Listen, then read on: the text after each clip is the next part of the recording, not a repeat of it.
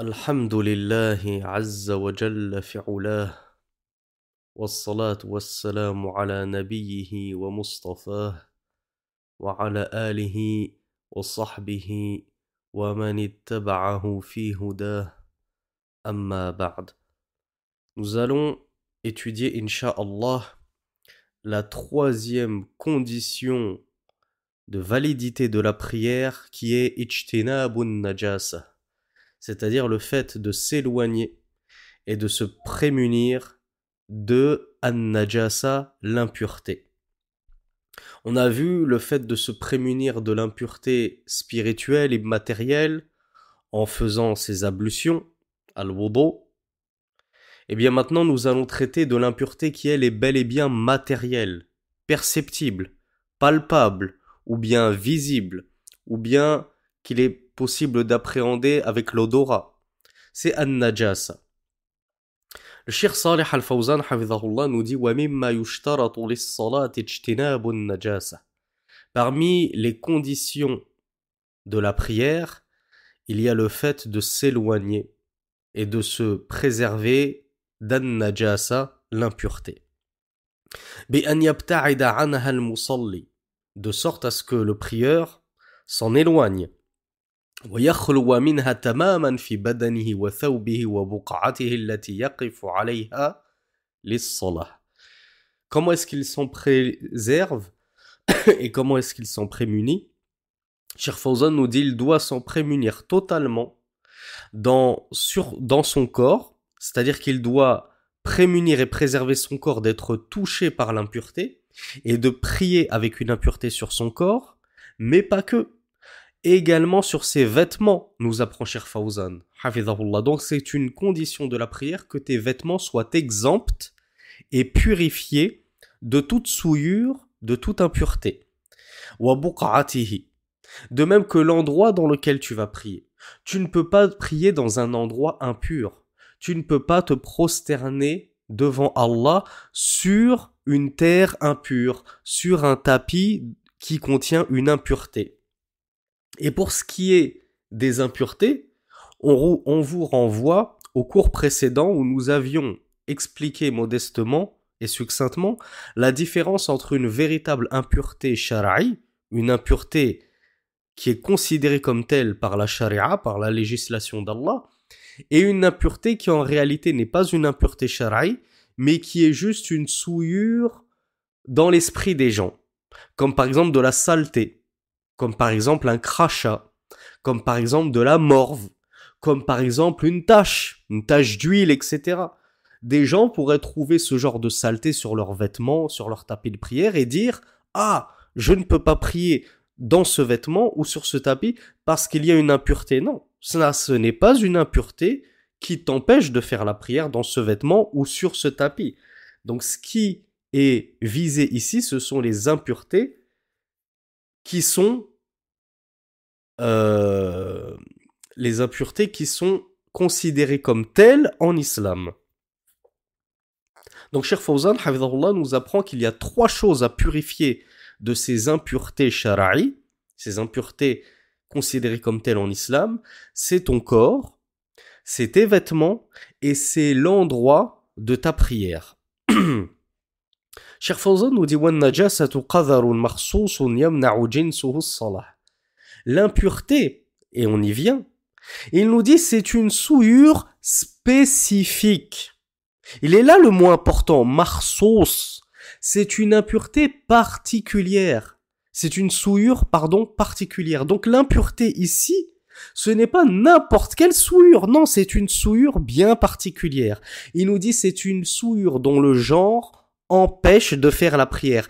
Est-ce qu'un molar, c'est-à-dire un crachat, ou de la morve, qu'Allah vous préserve, est-ce que c'est une impureté? Oui, c'est une souillure, on est d'accord. Est-ce qu'elle est spécifique? Est-ce que spécifiquement elle empêche de faire la prière? Non. Si j'ai un molar sur moi, si j'ai de la morve sur mon vêtement, ça ne m'empêche pas pour autant de faire ma prière dans un tel état. Donc Cheikh Fawzan nous dit l'impureté qui est visée ici, c'est la souillure spécifique qui spécifiquement donc empêche de faire la prière. Et il nous donne des exemples, parce qu'après tout, en islam, des impuretés qui empêchent de faire la prière, il n'y en a pas non plus 36. Elles sont très limitées. Et il nous donne des exemples, comme la bête morte. Oui, la bête morte, effectivement, c'est une impureté. Waddam, le sang, c'est une impureté. Si tu as du sang sur toi, si tu as du sang sur ton vêtement, si tu as du sang sur l'endroit dans lequel tu comptes prier, tu dois le nettoyer, tu dois le purifier. Wal khamr, le vin et tout alcool est une impureté, ou en tout cas tout alcool qui enivre, à contrario de certains alcools, je crois qu'ils s'appellent dénaturés, ou je ne sais plus comment ils s'appellent. Il y a l'alcool éthylique, et puis j'ai oublié l'autre nom, l'alcool quelque chose, le nom m'échappe, qui lui n'est pas un alcool enivrant. Donc l'alcool enivrant, lui, il est considéré comme une impureté. Bien sûr, il y a un khilaf, une divergence chez les savants quant à cela. Est-ce que l'alcool est vraiment une impureté en elle-même, ou c'est une impureté métaphorique? Ou al-baoul, l'urine. Là, je pense qu'on est tous d'accord. L'urine, c'est une impureté qui empêche de faire la prière. Si tu as de l'urine sur toi, c'est-à-dire sur ton corps ou sur ton vêtement ou sur l'endroit dans lequel tu vas prier, tu ne peux pas prier. Wal ra'it, pareil pour les excréments.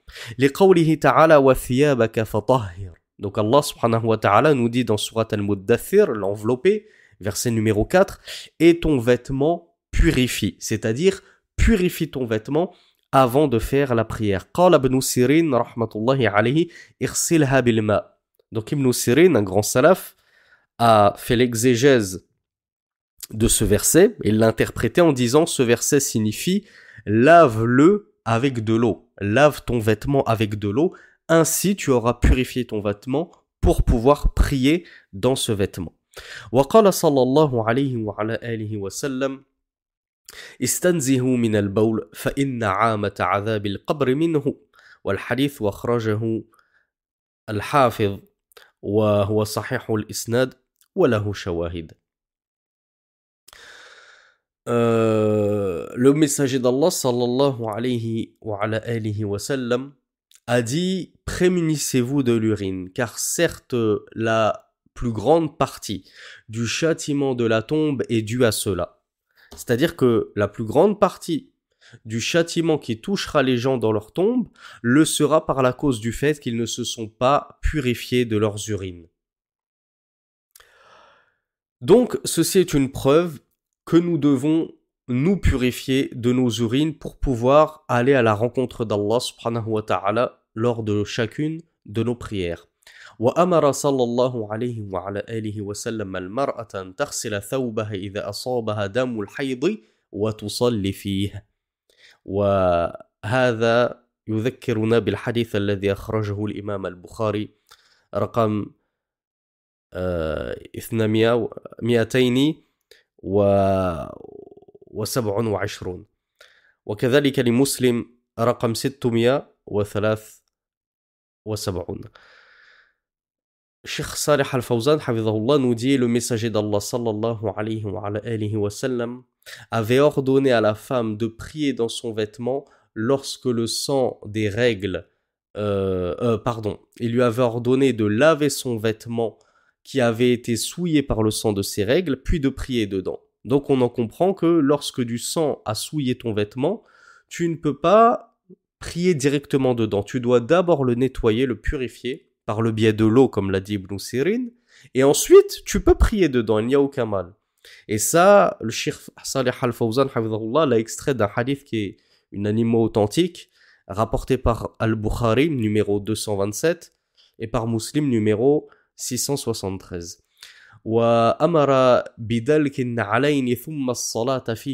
De la même façon que le messager d'Allah avait ordonné de frotter les souliers, puis de prier dans les souliers. C'est-à-dire, il avait dit dans un hadith qui est rapporté chez Abu Daoud, numéro 650, lorsque l'un d'entre vous se rend à la mosquée et qu'il regarde sous ses souliers, s'il y voit une impureté, alors qu'il la frotte par terre, puis qu'il prie dans ses souliers.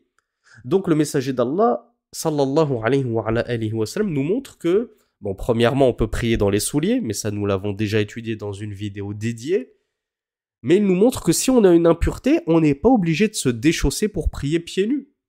on peut juste ôter cette impureté. Et comment est-ce qu'on ôte une impureté de la semelle d'un soulier? Tout simplement en la frottant par terre, jusqu'à ce que l'impureté se désagrège par le frottement. Et le messager d'Allah sallallahu alayhi wa sallam amara bi sabbil ma'i ala al-bawl alladhi hasara fi al-masjid. Enfin, Cheikh Fawzan s'appuie sur le hadith où le messager d'Allah avait ordonné à ce que l'on déverse un seau d'eau sur l'urine dans la mosquée parce qu'un homme avait uriné dans la mosquée du prophète sallallahu alayhi wa sallam. Donc, ici, Cheikh Fawzan, hafidhahullah, il nous a prouvé par le biais du kitab et de la sunna, du Coran et de la sunna, qu'on doit se purifier sur trois domaines. On doit se purifier sur trois axes. Premier axe à purifier, c'est son corps. Donc il nous a dit que il s'est appuyé sur le hadith que la plupart du châtiment de la tombe sera dû au fait qu'on ne s'est pas purifié de notre urine. On ne s'est pas lavé, par exemple, les parties génitales à l'eau, ou bien, à défaut, avec des pierres ou semblables à cela, après être allé à la selle pour accomplir ses besoins naturels. Donc on en comprend que il faut purifier son corps de ses impuretés. Deuxième axe, on a dit que c'était les vêtements. Il nous a cité la parole d'Allah, wa thiyabaka fatahhir, purifie ton vêtement. Donc on en comprend que les vêtements aussi doivent être purifiés des impuretés. Et le troisième axe, tu dois purifier l'endroit dans lequel tu vas prier. Le messager d'Allah sallallahu alayhi wa sallam, si on pouvait se prier sur une impureté sans problème, alors il n'aurait pas ordonné à ce que on verse un seau d'eau sur l'urine de la personne qui avait uriné dans la mosquée. Donc on doit se purifier sous trois aspects: le corps, les vêtements et l'endroit. Et comment est-ce qu'on purifie cela? Notamment par l'eau. Cheikh Fawzan hafidhahullah nous dit wa ghayru dhalika min al-adillati ad-dalati ala ijtinab an-najasa. Il y a d'autres preuves qui indiquent qu'il faut se prémunir des impuretés. فلا تصح صلاة مع وجود النجاسة في بدن المصلي أو ثوبه أو البقعة التي يصلي عليها وكذلك إذا كان حاملا لشيء فيه نجاسة. Et il nous dit hafidhahullah, la prière n'est donc pas valide en présence d'une impureté sur ton corps, c'est-à-dire sur le corps du prieur, ou bien sur son vêtement, ou bien sur la partie sur laquelle il va prier, sur l'endroit sur lequel il va prier. Et de la même façon, s'il transporte quelque chose qui contient une impureté. Imagine que toi, tu as un sac à dos. Tu veux prier en sac à dos. Et dans ton sac à dos, tu as une impureté. Que ce soit un morceau de bête morte, que ce soit une bouteille de vin, que ce soit une fiole d'urine parce que tu avais des analyses médicales à faire, tu avais ta fiole d'urine, tu l'as mise dans ton sac à dos. Eh bien, Cheikh Fawzan nous apprend que même si elle n'est pas sur toi, c'est-à-dire sur ton corps, même si elle n'est pas sur ton vêtement, même si elle n'est pas sur l'endroit dans lequel tu vas prier, à partir du moment où tu transportes sur toi cette impureté, eh bien ta prière sera invalide. Donc il faut aussi s'abstenir et se préserver de transporter sur soi des impuretés.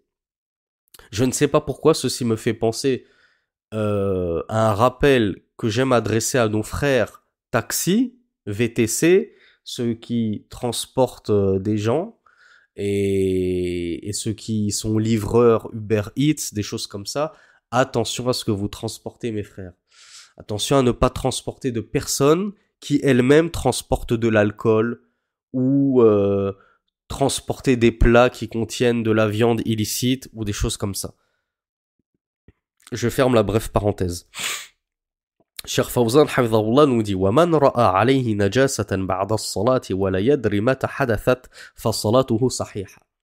Ici, Cheikh Fawzan hafidhahullah, il va nous apprendre quelques règles importantes. Parce que tout le monde se pose la question. On est nombreux à se poser la question. Qu'est-ce que je dois faire dans ce cas de figure? Il va en énumérer certains. Premier cas de figure. Lorsque tu vois sur toi une impureté après la prière. Attention à chaque mot que je vais employer. Attention à chaque mot que Cheikh Fawzan a énoncé. Un mot de travers et ça fausse tout. Entre après et avant, il y a un monde. Entre après, avant et pendant, il y a un monde. Ce sont trois mots très différents qui changent la donne, selon certains savants, comme on va le voir. Donc Cheikh Fawzan, hafidhahullah, nous dit, si tu te rends compte qu'il y a sur toi une impureté, mais tu ne t'en rends compte qu'après avoir prié. Tu as prié ta prière, puis 5 minutes après, tu constates que sur toi, ou sur ton vêtement, il y a une impureté. La yadri mata hadathat, tu ne sais pas si cette impureté, tu l'avais avant de prier, ou bien tu l'as chopée après avoir prié. Par exemple, tu t'es assis sur une impureté après la prière. Tu vois que sur ton pantalon, il y a une tache de sang, il y a une tache d'urine, d'excréments. Tu sais pas si cette tache, elle s'est collée à ton pantalon après la prière ou tu l'avais avant la prière. Eh bien, Cheikh Fawzan, qu'est-ce qu'il nous dit? Il nous dit, فَصَلَاتُهُ صَحِيحًا. Ta prière, elle est valide. Tu n'as pas besoin de recommencer ta prière. J'insiste, si tu ne sais pas si cette impureté était présente avant ta prière, ou bien elle n'est apparue qu'après ta prière. Dans ce cas de figure, tu considères que ta prière est valide et que tu n'as pas besoin de la refaire. وَكَذَا لَوْ كَانَ عَالِمًا بِهَا قَبْلَ الصَّلَاةِ لكن نسي أن يزيلها فصلاته صحيحة على القول الراجح. Et là, il y a un petit khilaf. Cheikh Fawzan nous dit, de la même façon, c'est-à-dire de la même façon, ta prière sera valide. Si tu savais qu'il y avait une impureté sur toi, que ce soit sur ton corps ou sur ton vêtement, ou bien sur l'endroit où tu allais prier, tu le savais avant même d'entrer en prière que tu avais une impureté sur toi. Cependant, tu as oublié que sur toi il y avait une impureté. Tu as oublié que sur toi, sur ton vêtement, il y avait une impureté. Tu as oublié que sur ton tapis de prière, il y avait une impureté. Tu as complètement oublié cela. Et puis tu es rentré en prière dans cet état d'impureté. Est-ce que cette fois, ta prière elle est valide ou pas? Cheikh Fawzan nous dit oui, ta prière est valide selon Ar-Rajih. Et je pense que maintenant, si vous me suivez depuis un certain nombre de temps, vous savez que qui dit rajih dit marjouh. Vous savez que qui dit ceci est l'avis prépondérant signifie qu'il y a un avis autre que celui-là. Ce n'est pas le seul avis. Et effectivement, par exemple chez les Hanabila, il y a deux avis sur la question.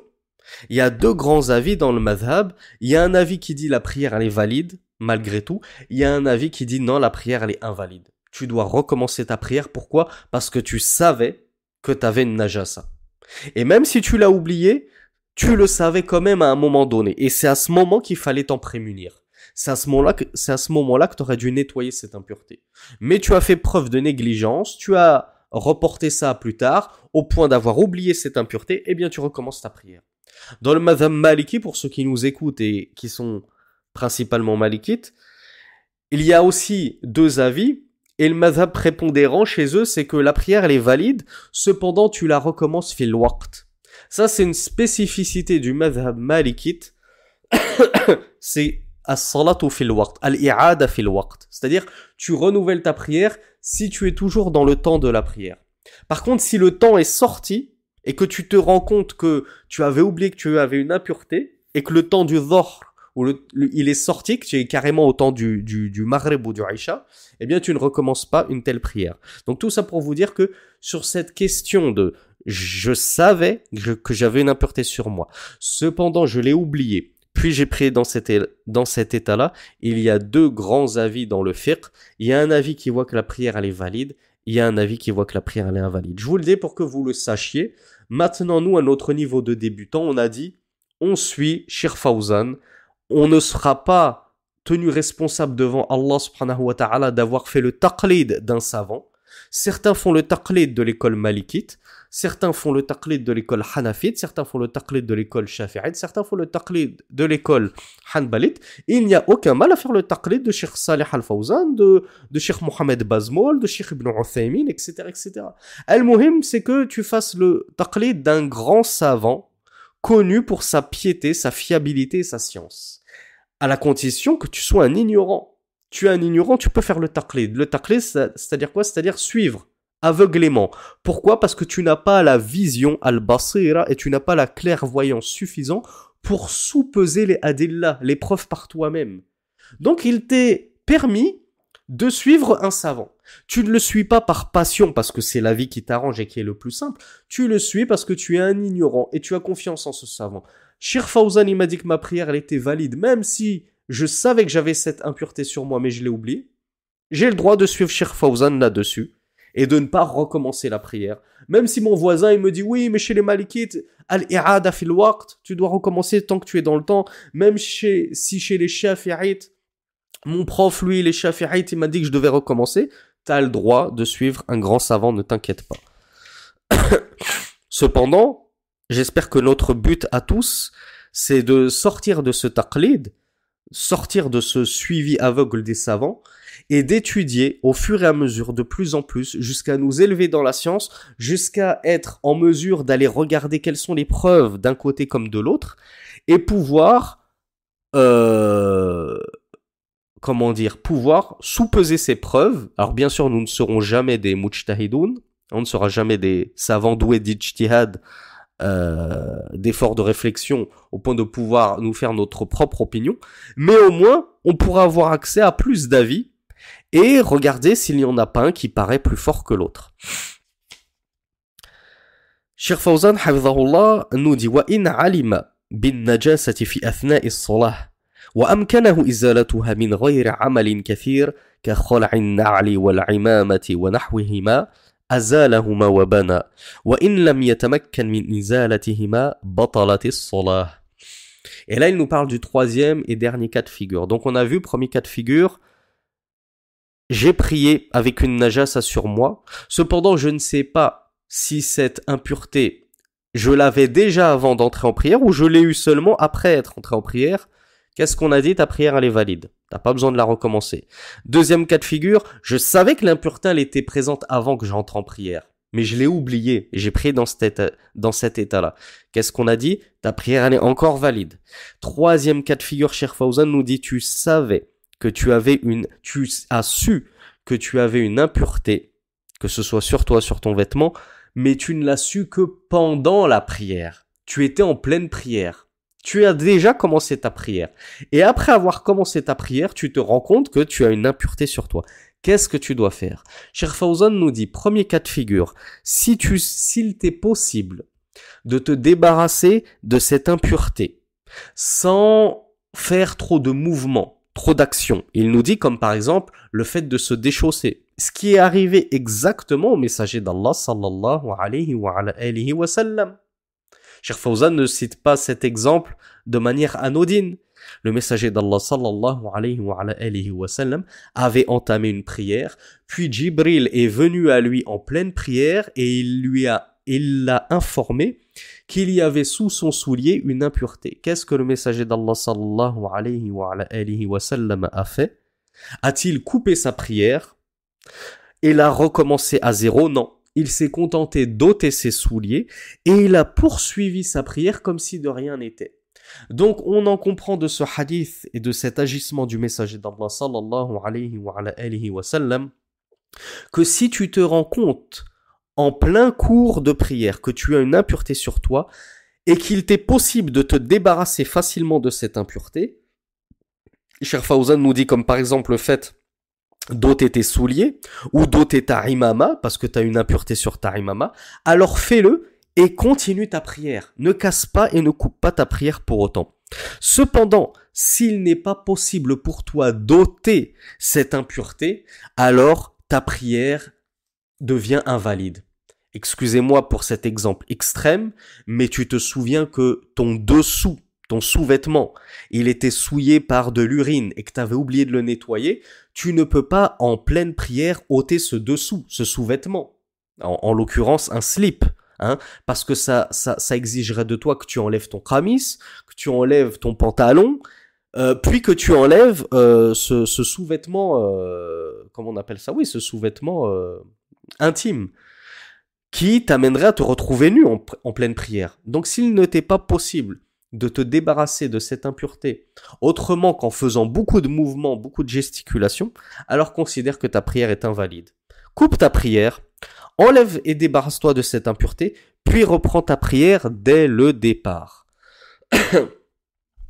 Cheikh Fawzan, hafidhahullah, nous dit ولا تصح الصلاة في المقبرة غير صلاة الجنازة لقوله صلى الله عليه وعلى آله وسلم الأرض كلها مسجد إلا المقبرة والحمام كما رواه الخمسة إلا النسائي وصححه الترمذي.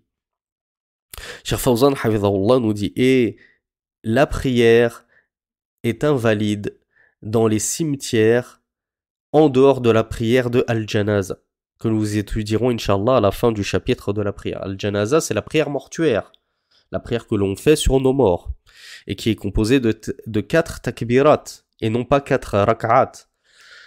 Et ceci en vertu de la parole du messager d'Allah, sallallahu alayhi wa sallam, la terre tout entière est une mosquée, sauf le cimetière et le hammam.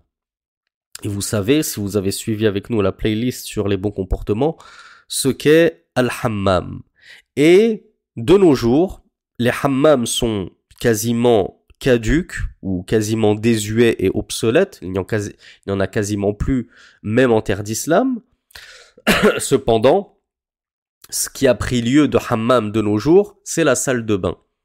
Donc, il est interdit de prier dans les cimetières et dans les salles de bain et les hammams traditionnels. Et à plus forte raison, les toilettes. وقال صلى الله عليه وعلى آله وسلم لا تصلوا إلى القبور ولا تجلسوا عليها رواه الجماعة إلا البخاري. Donc, Cheikh Fawzan nous cite un deuxième hadith où le messager d'Allah dit « Ne priez pas en direction des tombes et ne vous asseyez pas dessus. » Donc là, on a 2 hadiths. Il y en a un premier qui nous interdit de prier dans le cimetière, c'est-à-dire dans l'enceinte même du cimetière, j'ai pas le droit de prier. Mais il y a un deuxième hadith qui va encore plus loin, où je n'ai même pas le droit de prier en direction d'une tombe, c'est-à-dire quand bien même je me trouverai à l'extérieur du cimetière, je n'ai pas à prier en direction de la tombe qui est juste devant moi. وقال عليه, ou combien même je me trouverai par exemple dans une mosquée, c'est pas un cimetière, c'est une mosquée, mais dans cette mosquée il y a une tombe juste devant la qibla, j'ai pas à prier dans cette mosquée où il y a une tombe en face de nous. وقال عليه الصلاة et ça peut vous étonner, mais moi j'en ai vu plein en Égypte, des mosquées comme ça dans lesquelles il y avait des tombeaux. وقال عليه الصلاة والسلام ألا فلا تتخذوا القبور مساجد. Et enfin un troisième hadith où le messager d'Allah sallallahu alayhi wa alihi wa sallam a dit ne prenez pas les tombes pour des mosquées. Comme l'ont fait les Ahlul Kitab. Les gens du livre, ils ont pris les tombes de leurs vertueux pour des lieux d'adoration et de prière. Et malheureusement, nous avons dans l'islam la branche des soufis principalement et la branche des chiites qui en ont fait leur sacerdoce, un petit peu leur spécificité. Leur spécificité, c'est de prendre les tombes de leurs saints pour des lieux de prière et des lieux de circumambulation autour desquels ils tournent. وليس العلة في النهي عن الصلاة في المقابر أو عندها خشية النجاسة وإنما هي خشية تعظيمها واتخاذها أوثانا فالعلة سد الذريعة عن عبادة المقبورين. Cheikh Fawzan, hafidhahullah, il nous dit, et la raison de l'interdiction de la prière dans les cimetières,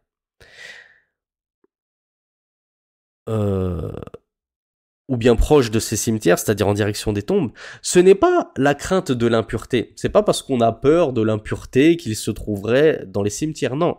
Il nous dit la raison, c'est la crainte de révérer, c'est-à-dire de révérer, c'est-à-dire honorer à l'excès, en dépassant les limites. Ces tombeaux et les gens qui les occupent, les habitants de ces tombes, et de les prendre pour des idoles et des divinités. Et effectivement, c'est ce qui est arrivé. Je vous rappelle que les premières idoles du peuple de Noé, n'étaient autres que des salihin d'avant. Ce n'étaient autres que des gens vertueux qui avaient vécu avant eux Et alors, pour se souvenir de ces gens vertueux, qu'est-ce qu'ils avaient fait? Ils en avaient, comment dire, taillé l'effigie. Ils les avaient gravés dans la pierre pour se souvenir de leur piété et prendre exemple sur eux. Mais plus les années ont passé, plus le shaitan leur a fait oublier que ces statues représentaient de simples mortels, de simples hommes, et il leur a dit, ceux-ci sont vos divinités, ceux-ci sont vos dieux que vous devez adorer. Et ils se sont mis à adorer ces morceaux de pierre, ces bouts de pierre. Et ils se sont mis donc à adorer des tombeaux, etc., etc. Donc Cheikh Fawzan, hafidhahullah, nous dit que si le messager d'Allah a interdit de prier dans les cimetières, ce n'est pas pour des raisons d'impureté, c'est pour des raisons de crainte de tomber dans le polythéisme, dans l'association, et de se mettre à prendre ces tombes pour objet de divinisation et d'adoration. Donc, la cause donc, c'est donc de couper court et de mettre une barrière au chemin qui mène à l'adoration des saints et des tombeaux. Comme on l'a dit tristement, cela est monnaie courante dans certaines sectes se revendiquant de l'islam. Et on avait dit que toute prière en direction des tombes ou dans l'enceinte même du cimetière est interdite, sauf la prière d'al-janaza. Donc Cheikh Fawzan nous dit, et fait exception à cette règle, la prière d'al-janaza, fayajuzu fi'luha fil maqbara. Il est autorisé, la prière de la janaza, de la prier dans le cimetière. Les fi'lin nabi sallallahu alayhi wa ala alihi wa sallam. Parce que le prophète sallallahu alayhi wa ala alihi wa sallam l'a fait. Le prophète sallallahu alayhi wa ala alihi wa sallam avait prié la prière funéraire dans un cimetière. Et le hadith qui rapporte cela est unanimement authentique. Il est rapporté dans le Sahih d'Al-Bukhari, numéro 1336, et il est rapporté dans le Sahih de Muslim, numéro 2208. Donc, ça spécifie la portée générale de l'interdiction. De manière générale, il est interdit de prier dans les cimetières. Cependant, il y a une exception à la règle, c'est la prière de la janaza. Il n'y a pas de mal à le faire à la prier dans les cimetières, parce que le messager d'Allah sallallahu alayhi wa alihi wa sallam lui-même l'a fait. Wa kullu ma dakhala fi ismi al-maqbara mimma hawla al-qubur la yusalla fihi li'anna an-nahya yashmalu al-maqbara wa fina'aha alladhi hawlaha.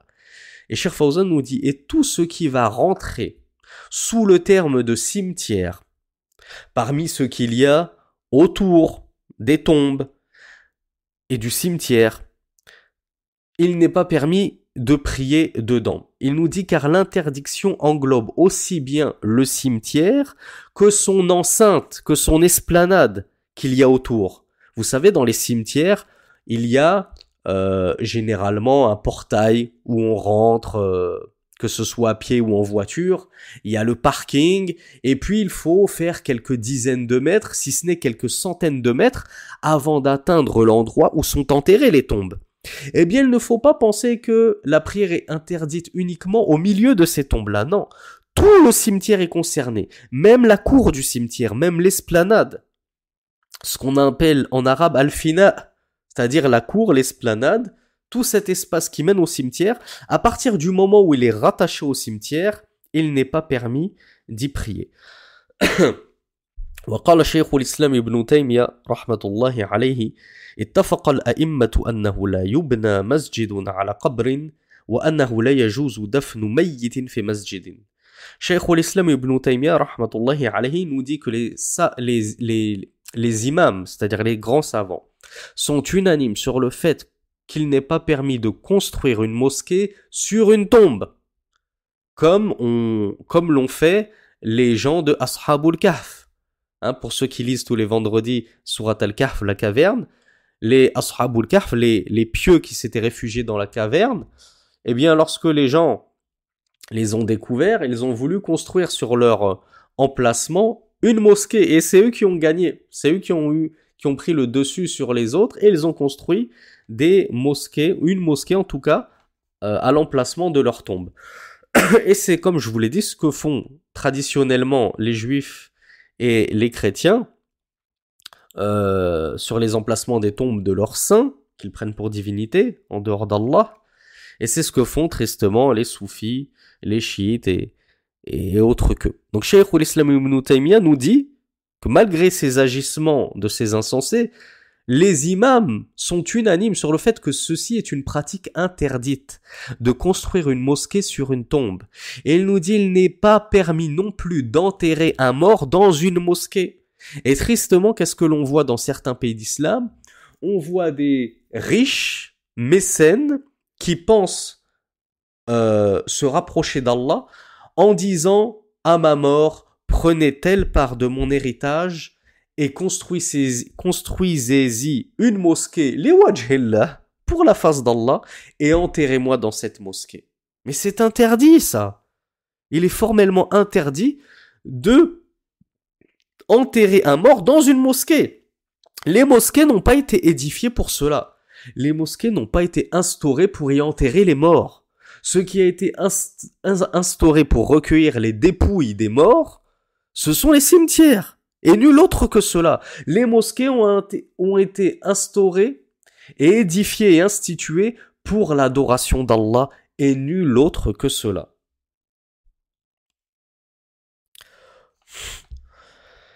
فإن كان المسجد alors Cheikh Fawzan commente فإن كان المسجد قبل القبر غير إما بتسوية القبر أو بنبشه إن كان جديدا. Si la mosquée était avant la tombe, c'est-à-dire il y avait une mosquée et on y a incorporé une tombe, qu'est-ce qu'il convient de faire? Il nous dit on doit changer ceci, soit en aplanissant la tombe, soit en extrayant, il y a un terme précis, exhumer je crois, on dit exhumer un mort, un cadavre, une dépouille, un cercueil, soit en exhumant le cercueil, la dépouille. Et je vous rappelle qu'en islam, c'est une petite faïda, en islam, le cercueil n'existe pas. Tristement, de nos jours, on a tous recours à ça, c'est devenu une sunna limite, tout le monde ne jure que par le cercueil, il y en a même qui mettent des milliers d'euros dans un cercueil, alors qu'en islam, ce qu'on a, c'est le linceul. Et c'est tout.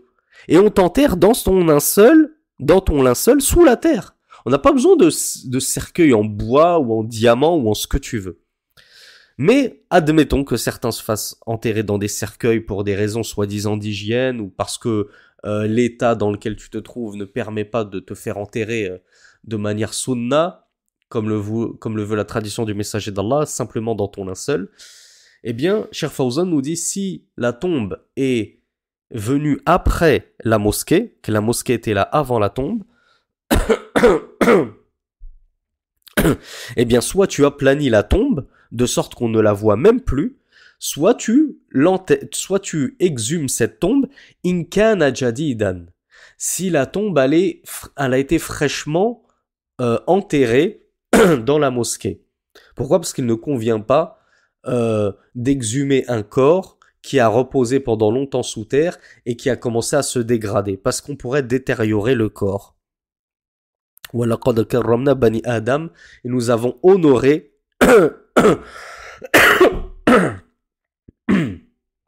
pardonnez-moi, et nous avons honoré les enfants d'Adam.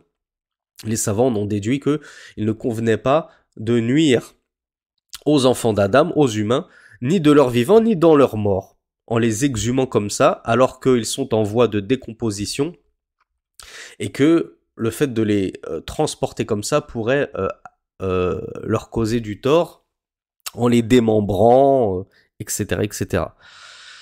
Cheikh Fawzan nous dit وَإِنْ كَانَ الْمَسْجِدُ بُنِيَ بَعْدَ الْقَبْرِ فَإِمَّا أن يزال المسجد وإما أن يزال صورة القبر فالمسجد الذي على القبر لا يصلى فيه لا فرض ولا نفل فإنه منهي عنه. Cheikh Fawzan nous cite le deuxième cas. Premier cas de figure, la mosquée était là avant. Qu'est-ce que je fais? J'aplanis la tombe, ou bien carrément je la déterre si elle a été fraîchement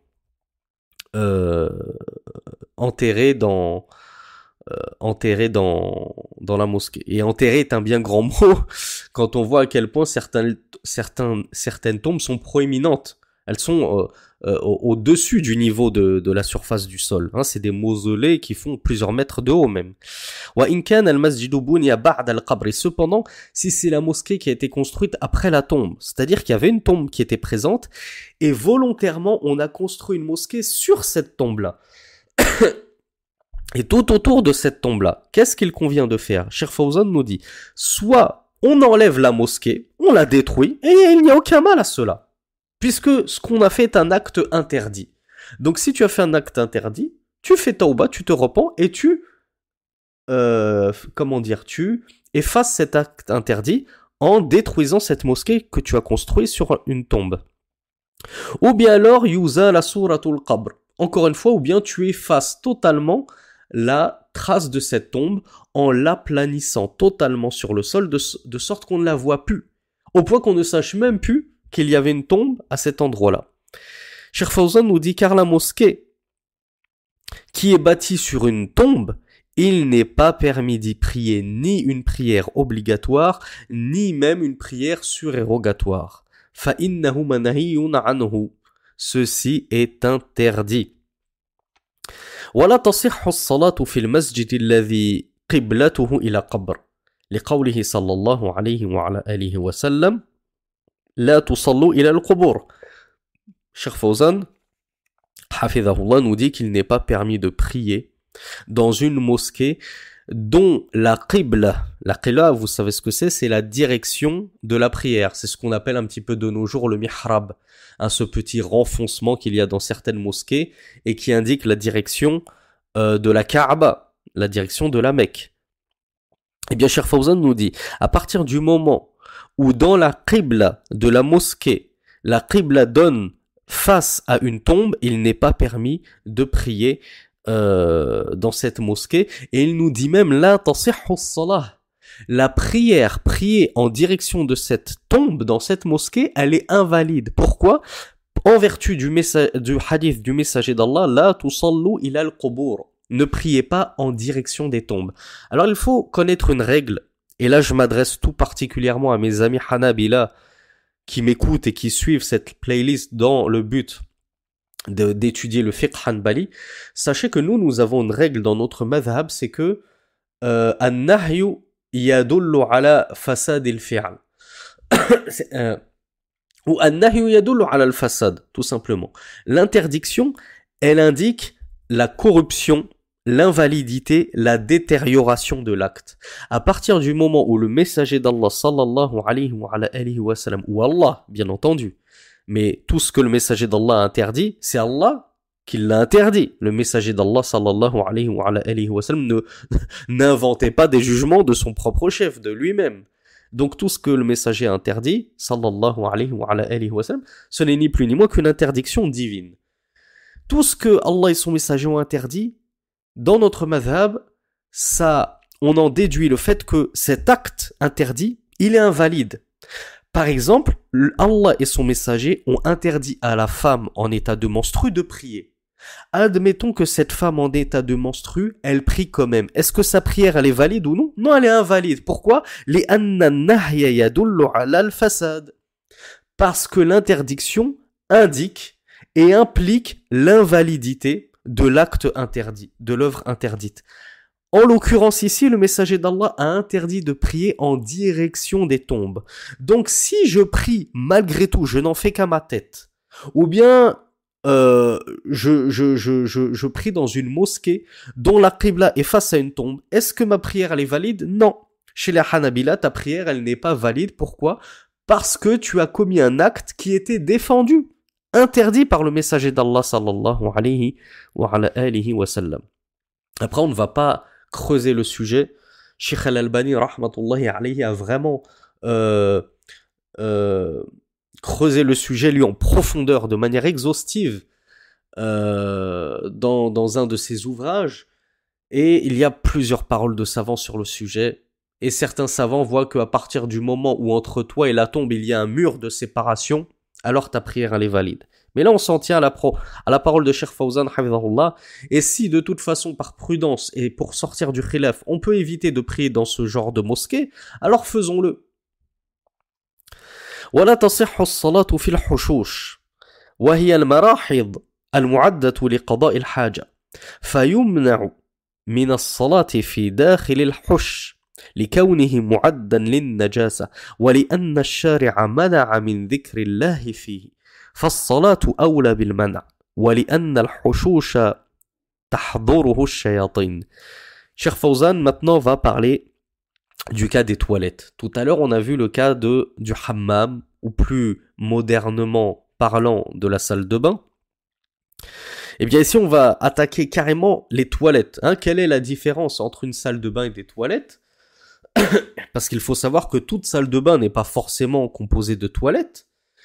La salle de bain, c'est l'endroit où on se lave et où communément on a l'habitude de se mettre nu pour se laver, notamment pour prendre sa douche. Tandis que les toilettes, c'est l'endroit où on accomplit ses besoins. Donc il peut exister des salles de bain dans lesquelles je prends ma douche, mais je ne fais pas mes besoins dedans parce qu'il n'y a pas de toilettes à proprement parler. De la même façon qu'il peut exister des toilettes dans lesquelles je fais mes besoins et pourtant il n'y a pas de douche dans ces toilettes. Donc sachez faire la différence entre entre un hammam et un mirhab ou un hush. Il y a une différence entre salle de bain et toilette. Le cheikh nous dit donc que de la même façon qu'il n'est pas permis de prier dans une salle de bain, il n'est pas permis de prier dans les toilettes. Vous allez me dire, à plus forte raison. C'est logique que si prier dans une salle de bain est interdit, alors a fortiori, prier dans les toilettes l'est bien plus. Les toilettes, Cheikh Fawzan nous dit, c'est les marahid, donc le pluriel de mirhad. Ce sont donc les WC et les latrines qui sont réservées à l'usage de l'accomplissement des besoins. Il est donc interdit de prier à l'intérieur des toilettes, car ce sont des lieux qui sont destinés aux impuretés. C'est-à-dire que les toilettes n'ont nulle autre utilité que d'accueillir les déjections, les excréments, l'urine, toutes les impuretés. Contrairement à la salle de bain qui peut avoir une autre utilité, c'est de se laver, de se purifier, de se changer, etc. Et qui n'est pas forcément destiné à accueillir des impuretés. Tandis que les toilettes, ce n'est ni plus ni moins que pour ça qu'ils ont été instaurés et construits. Et car le législateur a interdit d'évoquer le nom dans ces toilettes, d'évoquer son nom, le nom d'Allah, dans ces toilettes, dans ces endroits, alors la prière a plus forte raison. Si Allah et son messager, sallallahu alayhi wa sallam, ont interdit d'évoquer Allah dans les toilettes, quand je suis dans les toilettes, je lis pas de Coran, je fais pas de dhikr, je dis pas Bismillah, Subhanallah, Alhamdulillah, je me tais, j'accomplis mon besoin et je sors. Si la simple évocation d'Allah est interdite dans les toilettes, que dire de la prière qui est constituée de plus que des invocations, elle est constituée de la lecture de Coran, de la Fatiha, Ummul Quran, Ummul Kitab, de tasbihat, etc., de la shahada, de la prière sur le prophète. Donc à plus forte raison, il n'est pas permis de prier dans les toilettes. Et enfin, deuxième raison, car les toilettes sont peuplées et visitées par les shayatin, les démons. Donc on n'a pas à faire une prière au milieu des démons. Cheikh Fawzan nous dit Wala tasihhu salatu fil hammam. Il n'est pas permis donc de prier, et la prière est invalide dans le hammam. Donc comme on l'a vu, comme la prière est invalide comme la prière est interdite dans les toilettes et le hammam, et les hammams, la salle de bain, alors qu'est-ce que cela implique et induit? Cela implique et induit que une telle prière est invalide. Donc la prière que je fais dans le hammam et la prière que je fais donc dans la salle de bain et dans les toilettes, elle est invalide. Donc al-hammam huwa al-mahallu al-mu'addu lil-ightisal. Le hammam, contrairement au mirhad, donc contrairement aux toilettes, le hammam, la salle de bain, c'est l'endroit qui est dédié au lavage. Donc à prendre sa douche et à se laver. لأنه محل كشف العورات. Et lui, il est interdit. Pourquoi? Est-ce que c'est parce que c'est un endroit impur? Comme on l'a vu, non. La salle de bain n'est pas forcément un endroit impur, contrairement aux toilettes qui, eux, sont forcément impurs. Quoique, j'ai pas envie d'aborder le khilaf, mais La salle de bain ici, comme on l'a dit, elle ne dispose pas forcément de trône, de toilettes turques pour accueillir les impuretés. Mais pourquoi alors le hammam y pose problème s'il n'y a pas forcément d'impureté? C'est parce que c'est un endroit où on découvre sa nudité. Et parce que c'est le repère aussi des shayatin, nous dit Cheikh Fawzan. Wa ma'wa li shayatin, wal man'u yashmalu kulla ma yughlaqu alayhi babul hammam, fala tajuzu as-salatu fihi. Et l'interdiction, elle englobe tout ce sur quoi va se refermer la porte du hammam. Il n'est donc pas permis de prier dans un tel endroit. Donc on le répète, les toilettes, c'est interdit d'y prier et la prière y est donc invalide. Le hammam, la salle de bain, c'est interdit d'y prier, donc la prière, elle est invalide. Les toilettes, pourquoi? Car c'est un lieu d'impureté et c'est un lieu fréquenté par les shayatin. Le hammam, pourquoi? Parce que c'est un lieu de nudité dans lequel on se dénude et parce que c'est aussi un lieu fréquenté par les shayatin. Cheikh Fawzan nous dit le hammam, c'est tout ce sur quoi tu vas fermer la porte du hammam. Même si ton hammam il fait 30 mètres carrés parce que tu habites dans un château, t'as pas le droit de prier dans ce hammam aussi grand soit-il. Alors, je vais sortir du cours très succinctement parce que c'est une question qu'on nous pose énormément. Et c'est une question que nos amis collégiens et lycéens se posent aussi énormément. Comment on fait, nous qui résidons en terre de Koufr, pour prier à l'école, si je ne peux pas prier dehors? Déjà, moi, la première chose que je dis à nos frères et sœurs collégiens et lycéens, c'est faites tout votre possible pour prier dehors. Parce que, on va pas se mentir, il y en a certains qui peuvent prier le Dhuhr à certains moments de l'année dehors parce que ça correspond à la pause du midi. Et personne ne t'oblige à aller à la cantine. Tu peux t'acheter un sandwich à l'extérieur. C'est toujours mieux de s'acheter un sandwich à l'extérieur et de prier correctement plutôt que de se dire ah oui mais moi j'ai pas envie de manger des thons catalanes tous les jours. Je préfère manger à la cantine, il y a des danettes. Mais la contrepartie, le prix à payer, c'est quoi? C'est que je dois prier dans les toilettes de l'école. Parce que je peux pas sortir de l'école parce que je mange à la cantine. Donc nous, ce qu'on dit déjà, c'est faites tout votre possible pour pouvoir sortir de l'établissement scolaire. Ensuite, dehors, vous faites ce que vous voulez. Que je sache, c'est pas interdit de prier dehors. Tu vas dehors, dans la rue, sur un trottoir, sur un parc, sur un parking. On vous dit pas forcément d'attirer, de chercher les problèmes en vous exhibant et en faisant comme certains à prier en plein milieu d'un carrefour, en plein milieu quand je dis carrefour, c'est pas le magasin, c'est carrefour des chemins. On vous dit pas de bloquer toute la circulation et de prier à 10 en bloquant toute la circulation. Mais trouvez-vous un petit coin discret dehors et priez dehors. Au moins vous aurez fait votre prière et vous serez irréprochable, quitte à manger du thon catalane tous les jours. Vous n'en mourrez pas, ne vous inquiétez pas. Avec la bénédiction d'Allah, pour vous être accroché à votre prière, ne vous inquiétez pas, tout ira bien.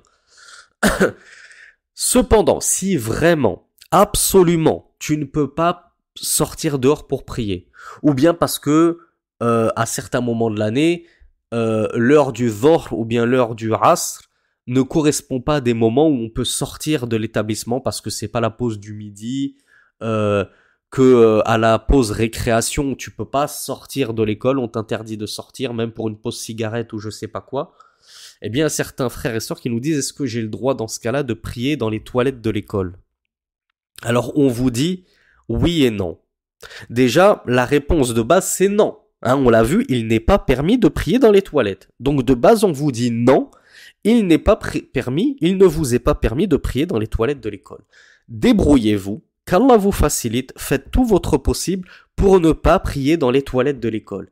Si tu as une petite salle dans l'école qui est peu fréquentée, va prier en cachette dans cette salle. Jusqu'à ce que tu te fasses attraper. Tant que tu te fais pas attraper, pourquoi t'en priver? Prie dans cette salle. S'il y a un endroit reclus dans la cour de récréation, prie dans cet endroit-là. Débrouille-toi, fais ton maximum. Si tu as fait tout ton maximum et qu'il est vraiment impossible, il n'y a pas d'autre moyen pour ne pas rater la prière que de prier dans les toilettes de l'école, alors à ce moment-là, ad-darurat tubihul mahdhurat. Il y a une règle en usul fiqh qui te dit que la nécessité lève l'interdiction. Donc là, tu es dans une situation de nécessité extrême. Tu as fait tout ton possible pour pouvoir prier en extérieur, mais tu n'as pas pu. Le seul endroit dans lequel tu peux prier sans qu'on te pose de problème, c'est de prier dans les toilettes. Alors on te dit oui, tu peux prier dans les toilettes. Mais encore une fois, on y va par étapes. Ce n'est pas la porte ouverte à toutes les fenêtres et on te dit de prier assis sur le trône des toilettes. Non, premièrement, tu pries dans l'espace des toilettes qui n'est pas proche des WC. Parce que comme on l'a dit, une salle de bain, et quand on dit les toilettes de l'école, c'est-à-dire la salle de bain de l'école dans lequel il y a le lavabo, il y a un certain espace, et puis plus loin, tu as les latrines, les WC, et bien pris au niveau des lavabos. Pris le plus éloigné possible des WC. Et si, vraiment, là encore, tu ne peux pas faire autrement parce qu'il y a un surveillant qui est posté dans le WC, il y a des caméras de contrôle et tout, et que le seul moyen, c'est de prier à l'intérieur du toilette en lui-même, c'est-à-dire à côté du trône, et puis tu fermes la porte, et que t'as que cet endroit-là pour prier, alors on te dit, Cheikh Ibn Baz, on lui a posé la question, cette question précise. On lui a dit, il y a un chrétien qui s'est converti à l'islam et il est très jeune. Et il a peur que sa famille apprenne sa conversion car elle l'a menacé de le tuer s'il se convertissait. Et ce jeune, il rencontre des difficultés pour prier à l'école. Il ne peut pas prier à l'école si ce n'est dans les toilettes. Est-ce qu'il peut prier dans les toilettes? Cheikh Ibn Baz lui a dit oui. S'il ne peut vraiment pas faire autrement, alors il prie dans les toilettes. Encore une fois, on y va par étapes. Si tu ne peux vraiment ni prier dehors, ni prier dans la salle de bain des toilettes, c'est-à-dire au niveau des lavabos, au niveau où il n'y a aucune impureté dessus, et que tu n'as que le toilette en lui-même, alors déjà tire la chasse, essaye de nettoyer le toilette le plus possible, c'est-à-dire le trône, quitte à jouer les femmes de service, les femmes de ménage, il n'y a pas de mal, il n'y a pas de honte, et il n'y a pas de sous-métier. Donc nettoie le trône, pour qu'il n'y ait pas d'impureté au moment où tu vas faire ta prière dans cet endroit-là. Ensuite, qu'est-ce que tu fais? Prévois un petit tapis. Maintenant, c'est pas ce qui manque, les petits tapis. Avec la crise Covid, on avait tous notre petit tapis en, comment ça s'appelle? Pas en plastique, mais oui, tapis en plastique ou en tissu, qui se glisse dans la poche d'un jean. C'est des tapis qui se roulent, qui se plient. Il est pas très dur, il est pas très épais, et il se range très facilement dans la poche de ton jean, ou de ton pantalon, ou dans ton sac à main ourti. Prends un petit tapis comme ça, et dès que tu es dans les toilettes, déplie-le et prie dessus. Car chez un grand nombre de savants, si tu poses un ha'il, c'est-à-dire quelque chose qui va faire obstacle entre toi et l'impureté, que ce soit un bout de tissu, un bout de chiffon, que ce soit un tapis de prière justement, eh bien ta prière elle est valide, quand bien même tu prierais sur cette impureté. Pourquoi? Parce que entre toi et l'impureté, il y a ton tapis de prière. Et ça c'est un avis qui est très connu et qui a été notamment beaucoup défendu par les chafi'ites. Donc, en admettant que dans ces toilettes-là, c'est souillé d'impureté parce que certains garçons ne savent pas très bien viser, donc il y a de l'urine un petit peu partout autour du trône, et toi tu vas te dire oui mais moi à partir du moment où je prie pas sur le trône lui-même mais juste à côté, c'est bon. Non, c'est souvent pas bon parce qu'on sait très bien qu'il y a des gouttes d'urine qui se baladent un peu partout autour du trône. Eh bien pose un tapis et prie sur ton tapis. Donc ça c'était pour répondre à cette question brûlante et ce gros problème de société qui touche les aqalliyat fi Faransa wa fi ghayriha min bilad al-kufr, les minorités musulmanes qui se trouvent en France et dans les terres de mécréance qui sont confrontées à ce problème. Nous vous avons, Inch'Allah, donné la solution détaillée par étapes. C'est pas directement on vous fait la fatwa, oui vas-y prie dans les toilettes, il n'y a pas de souci. Non, il y a des étapes à respecter, akhi. Et fattaqullaha mastata'tum. Craignez Allah autant que vous le pouvez. Si tu peux craindre Allah et prier à l'heure en sortant de l'établissement, sors de l'établissement. Ne te simplifie pas la vie en te disant mais c'est bon, Le frère Intel, il a dit qu'on pouvait prier dans les toilettes. Je veux pas me casser la tête à sortir jusqu'à aller dans un parking qui se trouve à 1 kilomètre de l'école. Oh, la flemme. Après, je vais rater ma salade de fruits à la cantine. Il me restera plus rien. Les gens, ils vont tout prendre quand je vais revenir de la prière parce que c'est trop loin. Ahi, il vaut mieux que tu meurs de faim que tu meurs de foi. Plutôt que tu meurs de foi. Alors, où est-ce que j'en étais? Donc, Cheikh Fawzan, hafidhahullah, nous a dit Wala tasihhu as-salatu fi a'tani al-ibil. Et il n'est pas permis de la même façon, ou plutôt, et la prière n'est pas valide dans les enclos à chameaux. Donc pourquoi? Parce que le messager d'Allah a interdit de prier dans les enclos à chameaux. Donc qui dit interdiction dit invalidité, en tout cas chez les Hanabila. Donc il n'est pas permis, il n'est pas valide de prier dans un enclos à chameaux. وهي المواطن التي تقيم فيها وتأوي إليها. وقال الشيخ تقي الدين يعني شيخ الإسلام نهي عن الصلاة في أعطانها لأنها مأوى الشياطين وكما نهي عن الصلاة في الحمام لأنها مأوى الشياطين فإن مأوى الأرواح الخبيثة أحق أن تجتنب الصلاة فيه. L'imam Ibn Taymiyyah rahmatullahi alayhi, il a expliqué pourquoi la prière dans les enclos elle est invalide. Il a dit déjà premièrement parce que ça nous a été défendu, tout simplement. Et nous en tant que gens de la sunna et du groupe,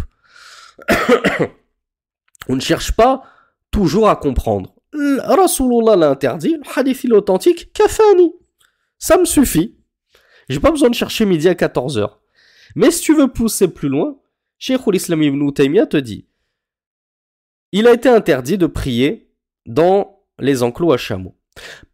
Pourquoi? Parce que ce sont les repères des shayatines. Ils sont fréquentés par les shayatines. Et on avait fait une publication, vous taperez sur Facebook ou sur Twitter, Sami Philippe Chaouch, chameau, diable ou démon. J'ai fait une petite publication qui explique la parole du messager d'Allah que les chameaux ont été créés des démons. Et de la même façon qu'il a été interdit de prier dans le hammam. Donc, il nous a été défendu de prier dans le hammam, donc prière invalide. Il nous a été défendu de prier dans les enclos à chameaux, donc prière invalide. Parce que les hammams et les enclos à chameaux sont des repères de shayatin, de démons.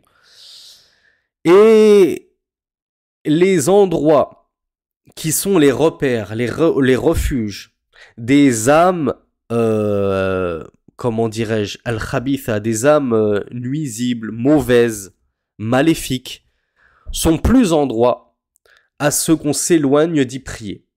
Donc, Sheikhul Islam Ibn Taymiyyah, il nous a donné la règle, il nous a dit tout endroit, et vous allez voir pourquoi cette règle elle est importante. On va voir les propos d'Ibn al-Qayyim qui va pousser cette règle dans ses derniers retranchements.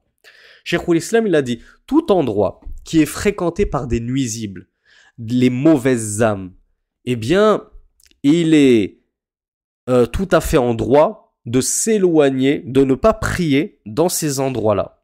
Il est tout à fait judicieux de s'éloigner de faire la prière dans ces endroits-là, fréquentés par les mauvaises âmes. Cheikh Fawzan nous dit وَتُكْرَهُ الصَّلَاةُ فِي مَكَانٍ فِيهِ تَصَاوِيرٌ. Cheikh Fawzan nous dit et il est détestable. La prière est détestable dans les endroits qui contiennent des représentations. Donc notez, comme je vous le dis toujours, ouvrez grand vos oreilles et apprenez la langue arabe. Barakallahu fikum. Apprenez la langue arabe. Le fait qu'en français, il peut être très approximatif. Surtout si le prédicateur, l'enseignant, n'est pas très doué dans la traduction, ou bien un petit moment de négligence, et voilà, au lieu de dire la prière elle est interdite, il te dit, au lieu de dire la prière elle est détestable, il va te dire la prière elle est invalide. Et entre l'interdit et la détestabilité, il y a comme entre les cieux et la terre. Donc, Cheikh Fawzan ici nous dit tukrahu salatu fi makanin fihi tasawir. La prière dans les lieux dans lesquels se trouvent des représentations, elle est détestable. Il n'a pas dit comme tout à l'heure, la tasih, elle n'est pas valide. Il a juste dit elle est détestable. Qu'est-ce que ça veut dire? Ça veut dire que si tu fais une prière dans un lieu qui contient des statues, des effigies, etc., des dessins de manga de Sangoku, Naruto et ce que tu veux, ta prière, elle est quand même valide. Seulement, ta prière, elle est détestable. Qu'est-ce que ça veut dire détestable? Ça veut dire que si tu t'abstiens de prier dans un tel endroit, tu seras récompensé. C'est ça, al-karaha. Si tu la délaisses par crainte d'Allah, tu seras récompensé. Si tu fonces quand même tête baissée dans cette karaha, dans cette détestabilité, alors, la shay a'alaik. Il y aura rien contre toi, ne t'inquiète pas. Mais tu auras perdu la récompense d'avoir délaissé al-makrouh, cette chose détestable. Donc, Cheikh Fawzan cite les propos d'Ibn al-Qayyim rahmatullahi alayhi qui nous dit وهو أحق بالكراهة من الصلاة في الحمام لأن كراهة الصلاة في الحمام إما لكونه مظنة النجاسة وإما لكونه بيت الشيطان وهو الصحيح وأما محل الصور فمظنة الشرك وغالب الشرك الأمم كان من جهة الصور والقبور. Comme elle est belle cette parole d'Ibn al-Qayyim. Ibn Qayyim al-Jawziyya rahmatullahi alayhi, le plus grand et illustre élève de Shaykh al-Islam Ibn Taymiyyah, qu'on appelle aussi Shaykh al-Islam al-Thani, le deuxième Shaykh al-Islam. Il nous a dit, concernant la prière dans les lieux dans lesquels se trouvent des représentations. Bien sûr, quand on dit représentation, soyez intelligents, sans vouloir vous brusquer, vous offenser, on parle de représentation d'être doué d'âme. On parle pas d'être de représentation d'être non doué d'âme, d'être inanimé comme des arbres, comme des représentations d'une voiture de sport. Dans ta chambre, t'as le poster d'une Ferrari ou d'une Mercedes Maybach ou ce que tu veux. Y a pas de souci. Par contre, représentation de Messi, Ronaldo, Naruto, Rihanna et tutti quanti, là il y a un gros souci. Et le souci, il touche pas juste à la représentation, il touche carrément à l'wala ou à l'bara. On vous renvoie au cours sur les 3 fondements. C'est pas normal d'avoir des posters de koufar chez soi quand on est un musulman. Donc, Cheikh al-Islam al-Thani ibn al-Qayyim, rahmatullahi alayhi, nous dit, donc en parlant de la prière dans ces lieux qui contiennent des représentations, ils sont plus en droit d'être détestables, ces endroits pour y accomplir la prière, que les hammams, que ces salles de bain et ces endroits dans lesquels on se dénude pour se laver. Car la détestabilité de la prière dans les hammams, parce que lui il la considérait simplement détestable et non pas haram complètement au point que la prière y soit invalide, ce qui n'était pas l'avis de Cheikh Fawzan hafidhahullah, il nous dit car la détestabilité de la prière dans les hammams, elle était soit à cause de la suspicion d'impureté qui s'y trouverait, puisqu'on s'y met tout nu et que on pourrait y déposer quelques impuretés, ou bien parce que c'est le repère des shayatins, c'est l'abri des shayatins, c'est hammam. Il nous dit wa huwa sahih. Donc Ibn al-Qayyim il nous dit en gros que l'avis le plus correct pour lequel les hammams il a été interdit de prier dedans, c'est surtout parce qu'ils sont peuplés de shayatins. Il nous dit quant aux endroits qui sont peuplés de représentations, qui sont inondés par les représentations, d'être doués d'âme. Ce sont des repères dans lesquels la suspicion de shirk, d'association est grande. Donc il nous dit, en d'autres termes, pourquoi est-ce que ces endroits-là qui sont peuplés de représentations devraient être plus en droit d'être délaissés et détestables que les hammams? Parce que le hammam, c'est des repères de shayatin, tandis que les endroits de représentation, comme les églises, les temples bouddhistes, etc., eux, ce sont carrément des endroits de shirk, dans lesquels la suspicion de shirk est grande. Pourquoi il nous dit ça? Il nous dit car la majorité du shirk, du polythéisme des nations, des communautés, n'est venue qu'à cause des suwar, c'est-à-dire des représentations, et des qubur et des tombes. Souvenez-vous de ce que je vous ai dit de l'histoire de Noé.